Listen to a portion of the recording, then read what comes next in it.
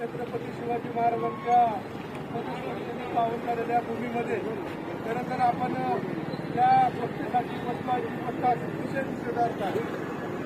त्याचं कारण पण तसंच घडलेलं आहे आणि ते वर्षानुवर्ष घडत आलेले, परंतु या गोष्टीला वाटा घडत बोलल्यामुळे त्या ठिकाणी सर्वप्रथम जमलो आहे म्हणून सर्व शेतकऱ्यांनी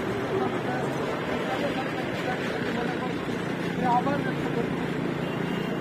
खरं तर आदिवासी भागामध्ये नव्हे तर तालुक्यामध्ये जसं आमचे सहकारी जिल्हाधिकारी साहेबांनी सांगितलं की काम कोणत्याही फंडातून असो, परंतु हे मुजोर ठेकेदार शासनाच्या डोळ्यामध्ये खूळ फेक करतात, शासनाच्या निधीचा अपहार करतात आणि त्याला विनाकारण सरपंचांना भेटले जातात ही गोष्ट अतिशय निषेधार्थ आहे.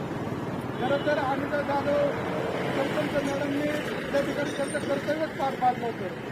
त्या ठिकाणी हा पैसा काही कोणाच्या बापाचा नाही, हा शासनाचा पैसा आहे, जनतेचा पैसा आहे. त्याची विचारणा केली असता त्याला इतका राग येण्याचं खरं तर काही कारण नव्हतं.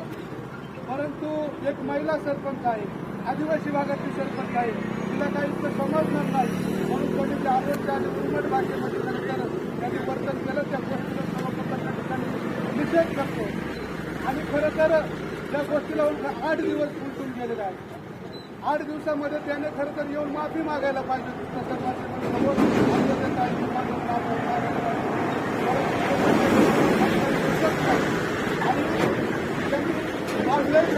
केलेला वेगवेगळ्या प्रकारच्या सामना सांगत आहे आणि त्यामुळं त्याच्यामध्ये माहिती खाती पण आहे की ते सब ठेकेदार आहे आणि जो खरा ठेकेदार त्याच्या नावावरती आहे तो ठेकेदार तर आपल्या समोर पण आलेला नाही.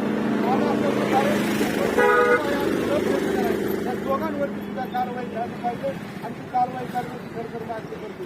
खरं तर हे आदिवासी सरपंच महिला आहे, सरपंचाचा जो घटनात्मक अधिकार आहे त्या अधिकारावरती गदा आणलेला आहे. त्याच्यामुळे घटनात्मक कायद्यावरती जो काही अधिकारावरती गदा आणला त्या कायद्याअंतर्गत अनुसूचित जाती जमाती प्रतिबंध कायद्याअंतर्गत खरं तर ह्या ठेकेदारावरती कायदेशीर कारवाई झाली पाहिजे असं माझं खरं तर मत आहे.